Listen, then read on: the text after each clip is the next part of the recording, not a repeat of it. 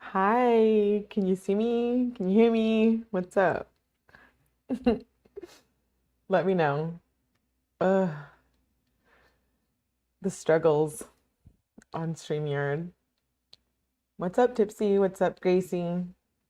Wednesday, you made it. Can you guys hear me? Am I just talking to myself? What do you think? Do you like the new background? What's up? Oh yeah. Yay, yay. I know. Random. Random live about Diddy. I know we've been hearing a lot about Diddy recently. But and there's all kinds of stuff going on, right? He's being accused allegedly of all these crazy things. Um, but I found a document from back in May. We reviewed we reviewed some Diddy indictments here, lawsuits, and Kanye ones as well. And so I found this one from Diddy back in May 23rd of this year. And then if you think back to my previous live on the Kanye was 531. So Cassie did fall of November or fall of 2022. And then April, who we're reviewing tonight, did early May, well, late May 2024. And then Kanye had a lawsuit, and they're all intertwined, right? They're all connected. So I hadn't reviewed this one about April before until recently. I didn't know about it in May. And she brings up Kim Porter and like a bunch of stuff with like 𝐂𝐤 and pictures, etc. So I wanted to review it. We know there's a lot going on with the Diddy case right now, so I wanted to make sure that we reviewed everything in the past as well, right? We did the Jane Doe complaint, we did the complaint from present time right now, and we know currently he's seeking bail, etc. All this drama with him. But this was back in May, and I didn't know about this one, this complaint, and her name is April Lampros, and she sued Sean Combs, Bad Boy Records, and basically all of the music companies tied with Diddy at the time. So I'm going to put it up on the screen. We're going to read it like we do every other document. Hi, welcome. My name is Melly. I didn't introduce myself. We review anything true crime here, legal documents, past, present, future, all of the above. Thanks for being here. I see, like I said, Tipsy, Gracie, Wednesday. Millicent says, Sean Combs, can't rap, can't sing. Yeah. Thanks, Gracie. Kim, you made it. Yay. Where have I been missed? Welcome, Kim. I'm glad you made it here to my channel, but where have I been missed? You mean like in the chats? Yeah, I've still been around, definitely. Just like work, life, and then my channel. So priorities, right? But we're doing this Diddy indictment right now. I'm gonna come back and do another live right after this, and then I want to do a Melly After Dark. So we're gonna kind of get into it. All right, let's get into this document. Trigger warning. It does talk about, like, you know, SCX assault, discrimination, gender violation, etc. This was filed May 23rd against Diddy by April Lampros, who was a fashion student at the time. Oh, you're like, I can't see it. Can you see it now?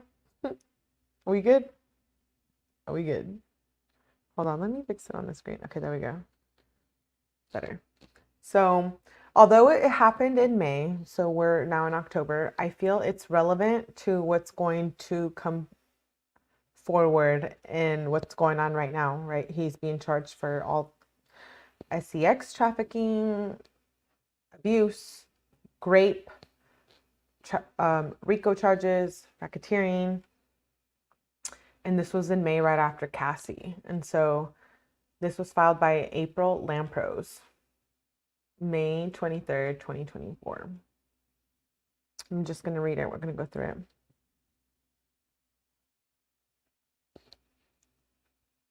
You guys can see it, right? Let me know. We get through documents pretty quick here. We read them all the time. So you guys know. If you know, you know. If you've been watching my lives, you know. Documents we like to get through and read, and then other lives we'll hang around and we'll still talk on these, but these are just like get down to the facts. I hadn't read this before until recently when the new indictment came out. I got like all the records and I'm like, oh, I didn't know he was sued for basically everything he's being sued for now. So let's start. Okay, so plaintiff Lampros brings this action seeking injunctive, declaratory, and monetary relief against defendants in violation of gender-motivated violence. This cause of action is timely under the Victims of Gender-Motivated Violence law because it arises out of conduct perpetrated against plaintiff who was a statutory age or older at the time of the conduct, which constitutes multiple sexual offenses as defined in Penal Code, etc. This suit arises from defendants Sean Combs, Bad Boy Records, Arista Records, Sony Music Entertainment, John and Jane Doe's 1 through 10, and ABC Corp's 1 through 10, and their participation in the harm visited upon plaintiff April Lampros. So do you see right here, like even in this suit back in May, you see Bad Boy Records and Sony Music. If you know, you know. Sony Music and the industry entertainment, they're major. They're huge. I mean, right? So related to what's going on right now with Diddy.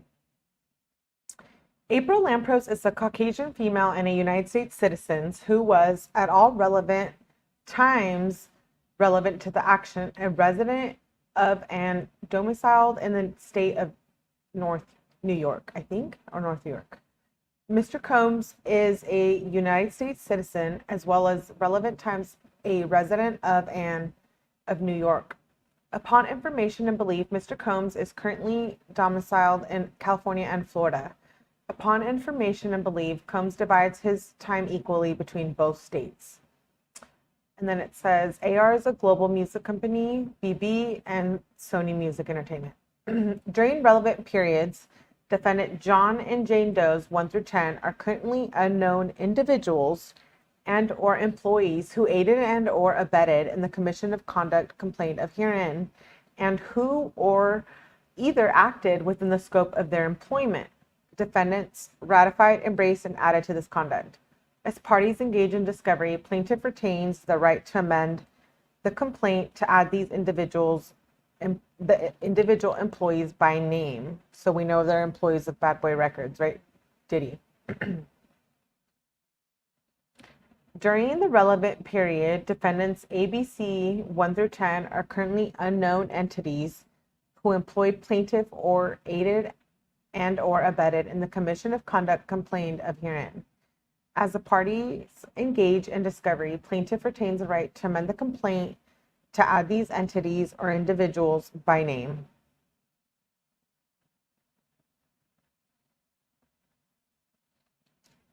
So jurisdiction. This court has personal jurisdiction over the defendant under and consistent with the constitutional requirements of due process, and that the defendant, acting directly and through his agents or apparent agents, committed one of the more of the following. A, the transaction of any business within the state. B, the making of any contract within the state. C, the commission of a tortious act within district. And D, the ownership, use, and or possession of any real estate in the state. And then it says, summary of the factual accusations. Upon information and belief, Ms. Lampros met Mr. Combs in early 1994 after the birth of his first son, Justin Dior Combs. At the time, Ms. Lampros was a college student at the Fashion Institute of Technology, studying fashion design and marketing. To impress her, Mr. Combs would often invite her to Bad Boy recording studios in New York City. And then we're going to see a picture.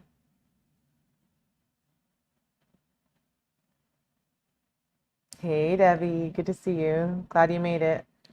Yes. Do you see this? Do you see this? Those of us who are caught up on the Diddy stuff, like, how crazy, right? This was back in May of this year.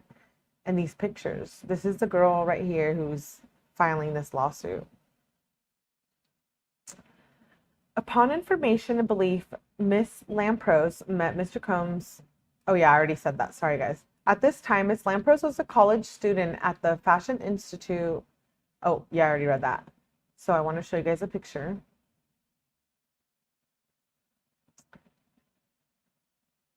When she met Mr. Combs, Miss Lampros shared with him her dreams of working in the fashion industry, and Mr. Combs promised to mentor her and help her by introducing her to the music and fashion industry executives, as well as assisting her with finding work.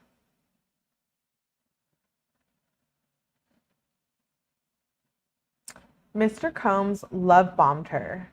He showered her with gifts and flowers, as evidenced by one of the cards accompanied by the flowers that Mr. Combs sent Miss Lampros for Valentine's Day in 1994. And then we see the card right here. This is the Valentine's Day card. Is that wild? Mr. Combs went so far as to invite Miss Lampros to his first Father's Day celebration. The invitation to that event is below. This is an illegal document, no lie. I didn't just find this. I guess this was the invitation.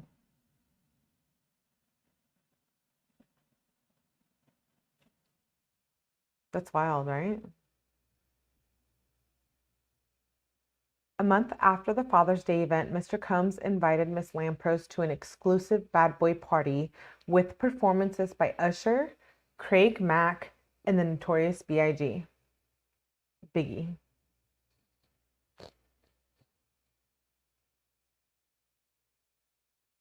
That's crazy.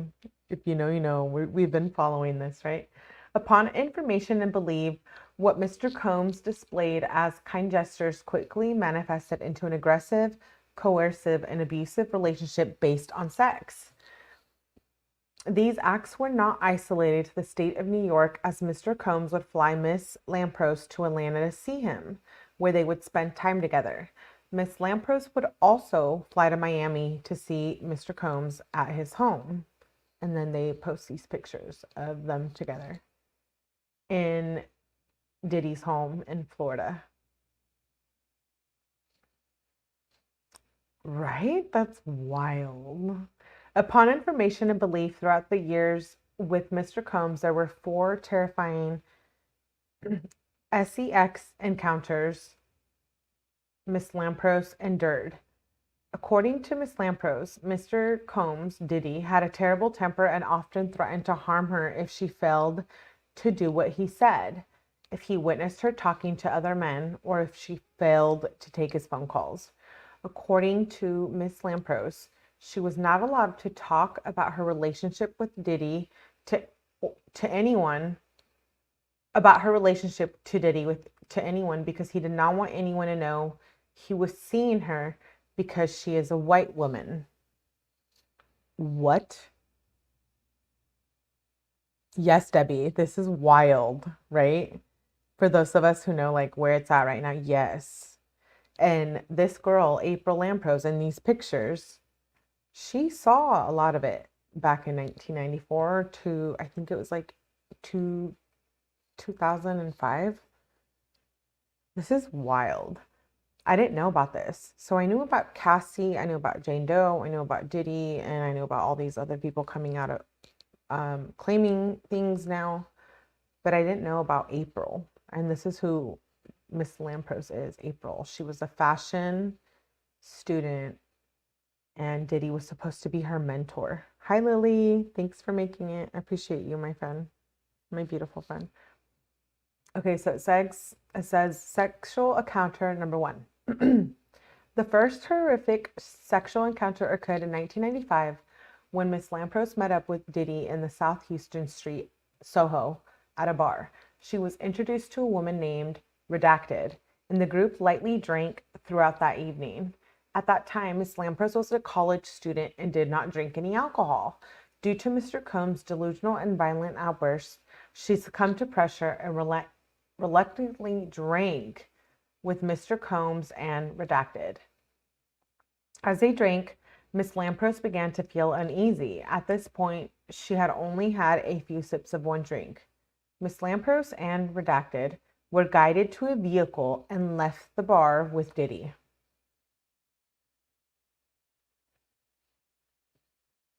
Hi, Wednesday. They arrived at the Millennium Hotel. While at the hotel, Miss Lampros continued to feel uneasy. She recalls feeling like the walls were closing in on her. She was laid on the hotel bed where Diddy forced himself on top of her. Diddy began to kiss Miss Lampros as she turned her head, trying to avoid the interaction. He grabbed her face. Mr. Combs continued to kiss her forcefully, right? This sounds like a lot of the documents we read recently in the claims against him, right? With all the baby oil and stuff. Is that wild or what? I didn't know. I didn't know about this. Just wait. Just wait. Miss Lampros informed him that she wasn't feeling well, but he ignored her words and continued to take off her clothing. Miss Lampros tried to hold onto her clothing, but felt weak and powerless in the situation. Miss Lampros pleaded with Mr. Combs to stop, and he ignored her. She could not process why this was occurring and felt a loss of control. She was being raped by Mr. Combs as soon as she passed out. The next morning, Miss Lampros was awoken by sun peering through the drapes. She was nude, sore, and confused. She quickly got out of bed, clothed herself, and left the hotel room as fast as she could. Months after the first assault, Diddy pursued Miss Lampros. He sent her gifts, cards, and flowers, and used his power and access to music industry events to lure Miss Lampros back to him. Miss Lampros was a hopeful yet naive college student and took Mr. Combs at his word and believed that the first assault was a possible mulligan and decided to give him a second chance. At that time, Miss Lampros was a college student in her late teens and early 20s. Her decision to return to Mr. Combs after being assaulted is indicative of many assault survivors who return to their abusers. Miss Lampros agreed to meet with Diddy to discuss business opportunities he promised, as he knew her passion was to pursue a career in the fashion and music industry. They made up and talked near his Manhattan apartment, which was somewhere near 30th Street at the time. Miss Lampros was under the impression that what had occurred months prior between them would not happen again. She was holding on to Diddy's promises of access to his industry to pursue her passion. Right? We're seeing her be groomed, convinced. Wednesday says, I hate that. I can relate to that part. Okay, let me know. Let me know what you think, Wednesday. Yes, Lily, I'm so glad you made it. This is wild, right? So this is like right after Cassie and like right before Jane Doe and everything that's going on right now. So like April was right in the middle of that. But she happened to be around from the beginning, right? Like 1994. If you know, you know. And if you follow like hip hop and Tupac, you would be familiar with like a lot of what she's saying here. If you don't know a lot about that, like that's okay. Anything bad boy, I mean, you already know the baby oil and everything. Allegedly. Let's move on. Mr. Combs was respectful, regained her trust and user comment interactions with Arista Records, which is a parent company of Bad Boy Records, and Miss Lampros was an intern there. Things seemed to be normal between the two until the second incident of sexual assault. Sexual assault encounter number 2. During a second incident of sexual assault, Mr. Combs and Miss Lampros were in a parking garage near his Manhattan apartment. She believes it was somewhere near 30th Street. They were headed to dinner, and Diddy was slightly inebriated. As they headed toward the parking garage, Mr. Combs grabbed Miss Lampros by the waist and forced her down to her knees. He quickly unzipped his pants, exposing his erect blank, and then he grabbed her hair, wrapping it around his fist. He then forced his erect blank into her mouth and demanded Miss Lampros to perform oral sex. As Miss Lampros' eyes filled with tears, she could see the parking garage attendant witnessing the horrific assault. This had no impact on Mr. Combs. He was blinded by his lustful desire to pleasure himself at Miss Lampros' expense. When Mr. Combs was done with her, he told her to get up. Miss Lampros was in shock, morally depleted, embarrassed, and in physical agony because of what Diddy had violently yanking her down to her knees and pulling her hair. Once again, Miss Lampros made the decision to distance herself, and once again, Diddy came back with gifts and empty promises. Miss Lampros was not moved. She had enough and decided to focus on her studies and leave Mr. Combs for good. Unbeknownst to Miss Lampros, Mr. Combs was not good at accepting rejection. He immediately switched his approach and became angry, threatening, and forceful. He developed this mobster persona, and Miss Lampros was in fear of him. Mr. Combs began calling Miss Lampros incessantly and would often call her just to say, quote unquote, if anyone is in your apartment, I will beat your ass and theirs. Miss Lampros' reasonably fear of Mr. Combs left her feeling stuck with him and with no way out.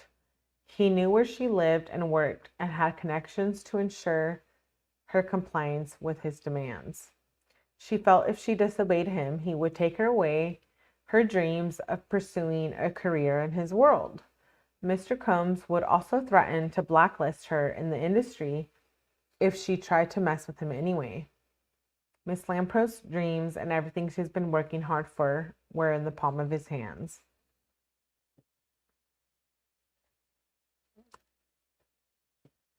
Wednesday, some weird guy was just talking to me. I'm trying to watch something like, right, you're trying to watch my life. Yeah, Diddy was always a creep. I totally missed this document back in May. I don't think I was like heavily involved into Diddy back in May. I knew like there was stuff going on, but I don't know if everyone was as involved as we are now, right?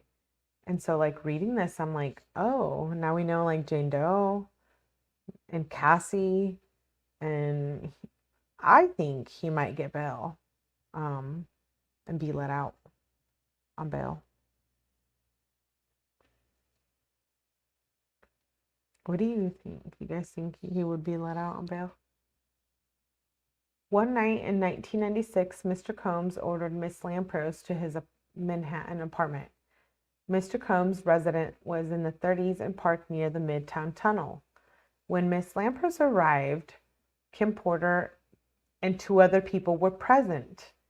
Mr. Combs introduced the woman, and they went into the nightclub. After the club closed, they returned to Mr. Combs' apartment, and they began a night of drinking. Kim Porter. Do you see this name? Do you guys see that? Do you see it? That's major. A couple of hours into the evening, Mr. Combs forced Miss Porter and Miss Lampros to take ecstasy. Hi, Stephanie. Okay, so Kim Porter is Diddy's ex-wife, and that case might be reopened, allegedly. And so she's being brought up here. Hello? And they're taking ecstasy together. Interesting. Mr. Combs instructed the woman to open their mouths. When they complied with the demand, Mr. Combs forced the pill down their throats to ensure the pills were swallowed. Diddy's hands then were so far down Miss Lampros' throat, she gagged. He even checked under their tongues. That's sick.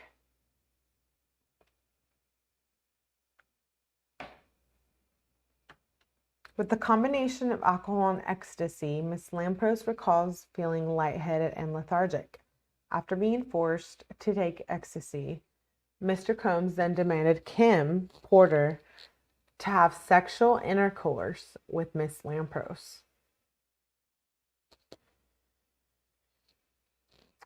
So Diddy forced April, this person suing him in this lawsuit in May, to have a threesome with Kim Porter at the time. Do you see why I wanted to review this now? Because I feel like this will come up in the alleged. Hey, Jay Warren. Thanks for being here. I appreciate you. I feel like this matters what the charges he's facing, right? He's facing like trafficking, SCX assault, RICO charges. And right here we see Kim Porter being mentioned. So I think it's critical. Miss Lampros vocally opposed the idea, but Mr. Combs quickly reminded her that she had no control over the situation, as he can make her lose her job. Miss Lampros knew that she had to comply because she had witnessed what happened when someone defies Diddy. She had also been threatened and victimized by Mr. Combs and did not want to cause a problem because she feared him. As Mr. Combs demanded Miss Porter and Miss Lampros to engage in sex, Mr. Combs sat close by, blank for some time before pushing Kim Porter off Miss Lampros and forcing his blank inside of her and assaulting her. Miss Lampros felt numb at that moment and emotionally checked out. A few hours later, Miss Lampros recalls being woken up by Mr. Combs and told to leave the residence. She felt disgusted, ashamed, embarrassed, and couldn't believe what had happened. Wow. Shortly after this event, Miss Lampros slowly distanced herself from Diddy. Even though she was reluctant to be with him, he used industry connections and invitations to exclusive events to keep her attached. Mr. Combs went as far as to invite her to Kim Porter's birthday celebration. And there's a copy of the invitation that's in the lawsuit. Is that wild? Like, this is their invitation? Sean Puffy Combs quarterly invites you to attend a birthday celebration in honor of his girlfriend, Kim Porter, Tuesday, December 16th, 1997, at Cheetah. They list an address, 10:30 p.m., New York City. The evening will feature a special performance by 𝐂𝐤𝐬𝐽. This invitation and whoa. This invitation and sexy formal attire will be required for admission. So Diddy invited people to Kim Porter's birthday, and the clothing, whatever you call it, attire for the night was quote unquote sexy, formal, and that was required for admission.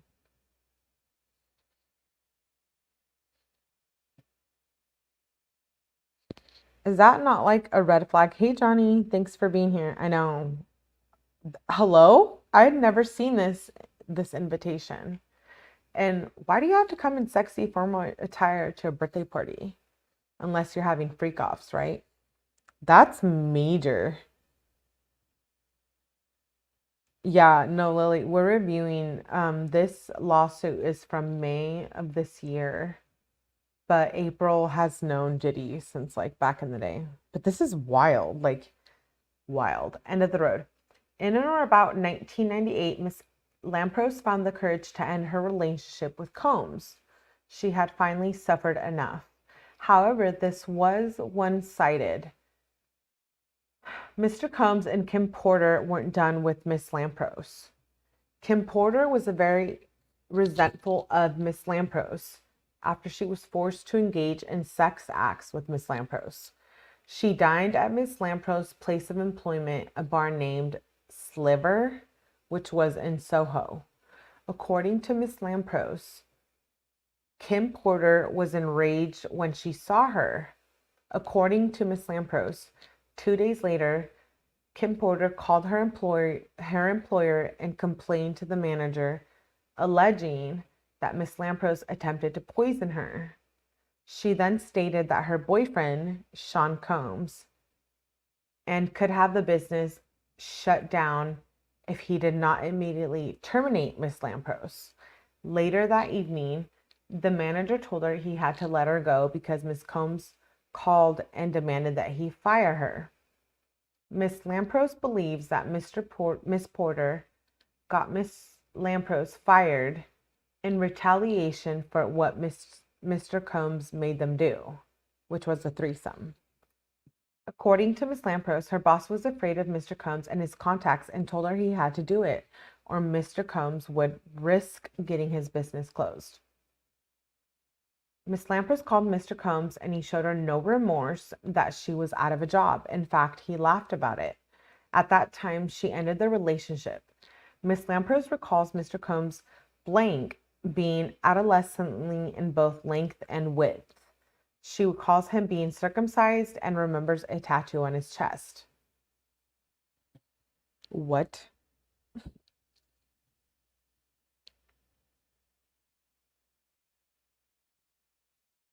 𝐁𝐮𝐲 clothing. Are you guys following? I know it's hard because we've been following what's going on now, but this was just like in May, a few months ago. Don't get it twisted, you guys. We've been going through a lot, but this was just like a few months ago. Lily says, when I was in high school, I thought Sean Combs was a creepy guy. When I heard he was in the 50s, I thought he's not much older, right? Okay, so let's move on to the lawsuit. Oh, wait. Do I need to change the page for you guys?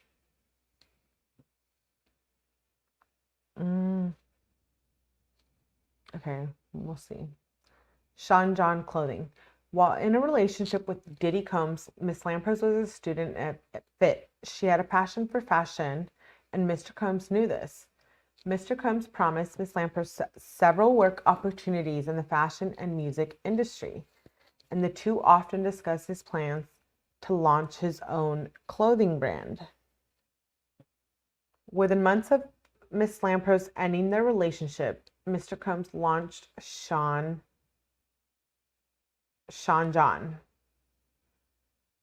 So that was his clothing line. Sexual assault encounter number 4. According to Ms. Lampros, she saw Mr. Combs at an event at Rockefeller Center in or about the end of 2000, towards the beginning of 2001. At the time, Ms. Lampros says Mr. Combs may have been filming a season of Making the Band. According to Ms. Lampros, when Mr. Combs saw her, he approached Ms. Lampros and asked the camera crew to turn off the cameras to not film the interaction. According to Ms. Lampros, Mr. Combs asked her how she was, expressed to her that he missed her, and that if she would leave the event at Rockefeller Center with him. Ms. Lampros rejected Mr. Combs and left. According to Ms. Lampros, later that evening, he kept calling her and asking her if she would come to his apartment on Park Avenue, but she said no. He even offered to send his driver to pick her up. Finally, he offered to come with the driver to pick her up. According to Ms. Lampros, Mr. Combs did not like the word no.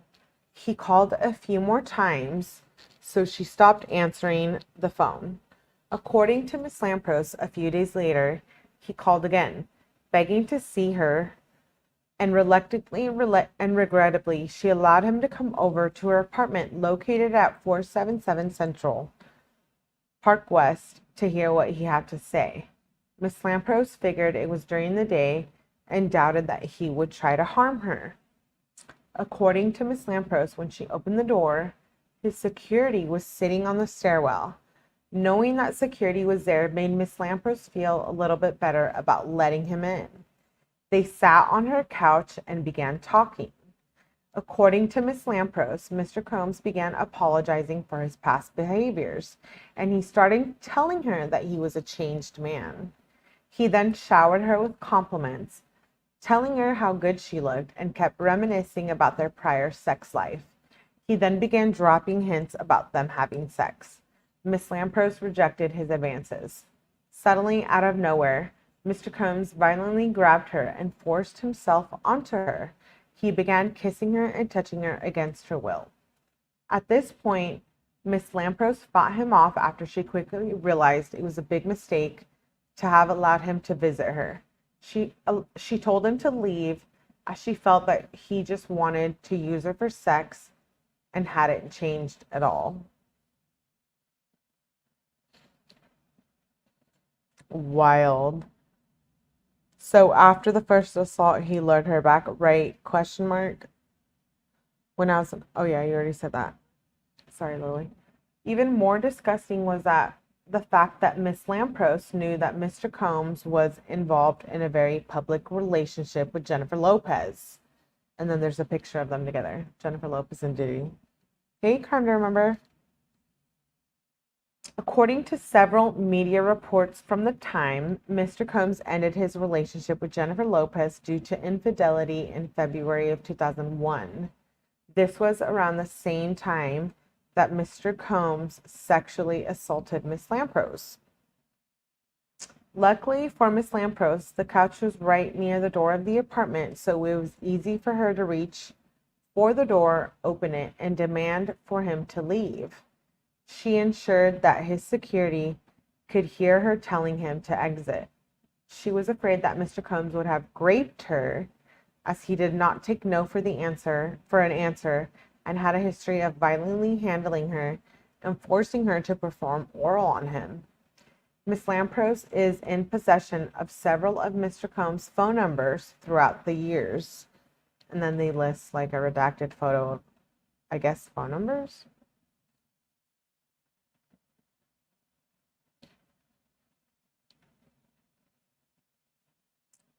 According to Miss Lampros, in or about 2023, Miss Lampros was at a function and a gentleman named Redacted informed the man Miss Lampros was dating that he should reconsider dating her because he personally saw a video of her and Sean Combs having sex. According to Miss Lampros, Redacted shared that he saw the tape during the summer of 1997. According to Miss Lampros,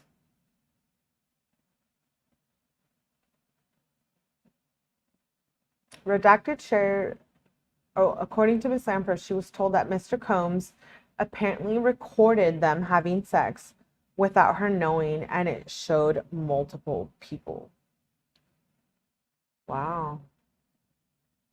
So the first cause of action is battery. The defendant, Diddy, committed battery against Miss Lampros when he penetrated Miss Lampros orally and vaginally against her will.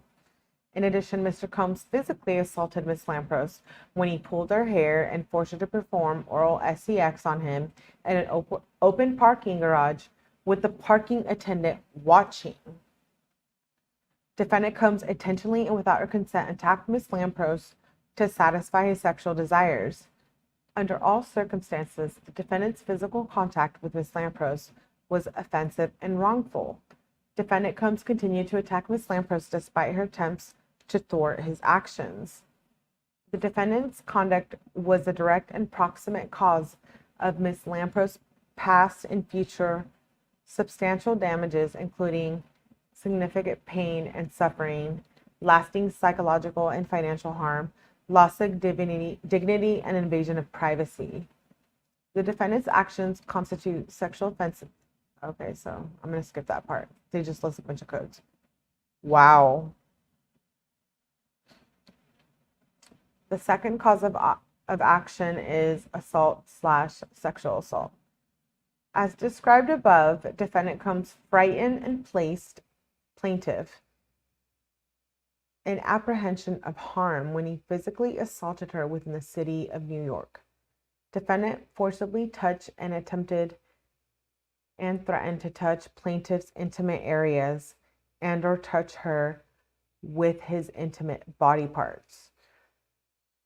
As a result of defendant Combs' conduct, plaintiff has suffered and continues to suffer physical harm, including physical injury, severe emotional distress, humiliation, anxiety, and other consequential damages for which she is entitled to an award of monetary damages and relief.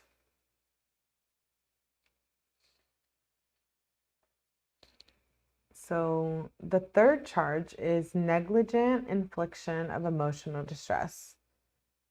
The defendant's conduct created an unreasonable risk of causing emotional distress to plaintiff, and the defendants knew or should have known that such conduct was likely to result in emotional distress that might and or likely would cause illness or bodily harm. The plaintiff's emotional distress was foreseeable to the defendants. As a direct and proximate result of the negligent conduct of the defendants, plaintiffs suffered and will continue to suffer emotional distress. The cause of action is timely under the Adult Survivors Act. And the fourth charge is violation of the Victims of Gender-Motivated Violence Protection Law. Defendant Combs, including but not limited to Combs' sexual assault of plaintiff in New York City, constitutes a crime of violence against plaintiff and is a crime of violence motivated by gender. The term crime of violence means an act or series of acts that would constitute a misdemeanor or felony against a person as defined in a state or federal law, or that would constitute a misdemeanor or felony against property as defined in state or federal law if the conduct presents a serious risk of physical injury to another, whether or not these acts have actually resulted in criminal charges, prosecution, or conviction.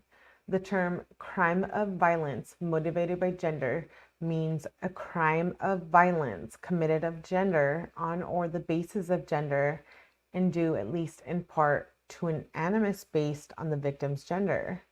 So there's a little lesson for all of us to learn. Defendant Sony Music Entertainment and subsidiary AR enabled Mr. Combs to commit the crime of violence motivated by gender and therefore are also liable. As detailed above, Ms. Lampros worked for Arista Records during Mr. Combs' assault. Bad Boy Records was a subsidiary of Arista Records. At the time, Ms. Lampros reported to her manager, Jeff, who was an agent of Arista Records. Defendants at Arista Records and Sony Music enabled Mr. Combs' commission of the crimes of violence motivated by gender. The defendants enabled or participated in the sexual abuse of plaintiff because defendants failed to, among other things, protect plaintiff from a known danger, have sufficient policies and procedures in place to prevent sexual assault, properly implement policies and procedures to prevent sexual assault, take reasonable measures to ensure that policies to prevent sexual assault were working, train their employees on identifying sexual assault and inappropriate workplace behaviors. Prior to Combs sexually assaulting plaintiff, Arista Records knew or should have known that Combs was not fit to be in the position of authority. Defendants by and through their agents, servants, and or employees became aware or should have become aware of Combs' propensity to commit sexual act of the risk to plaintiff's safety. At the very least, defendants knew or should have known that they did not have sufficient information about whether or not their leaders, managers, and people were safe to be in the position of power. The defendant, Arista Records, knew or should have known that Diddy posed a risk of sexual assault. And Arista Records negligently deemed Mr. Combs was fit to be in the position of authority. Moreover, defendant Arista Records enabled the sexual abuse of plaintiff by actively maintaining and employing Mr. Combs in the position of power and authority through which Mr. Combs had control over people, including the plaintiff.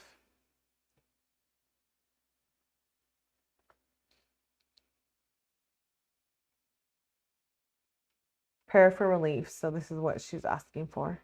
Monetary judgment representing compensatory damages, including lost wages, earnings, and sum of money.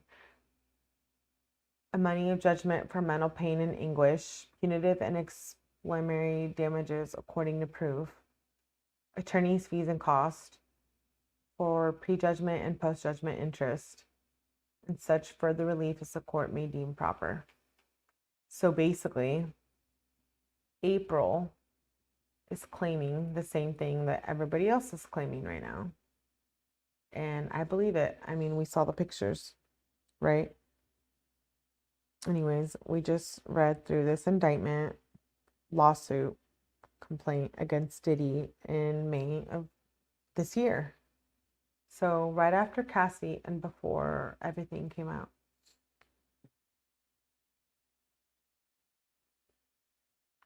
I think this was pretty much all consensual. Case dismissed. Yeah, we'll see. J-Lo probably turned him gay. I don't know. I just thought it was interesting to read. I wanted to cover it. We went through it. Let's see what happens in the next few days. Tomorrow, probably. A new update on Diddy. And we'll see what happens with everyone else. But I will be back in a little bit to do another live on true crime. We're going to be covering Maddie Soto. So stay tuned for like an hour. I should be back. And you should see that scheduled. Thanks for hanging out and reading this complaint. I thought it was just very interesting with everything that's happening now, right? All the charges that Diddy is facing and whatnot. I think it's going to matter, especially with the Kim Porter stuff. but nonetheless, I will see you guys in a little bit. I will be back to cover, like I said, Maddie's Soto case. And thank you for being here. Make sure you hit the like button, and I will see you guys soon.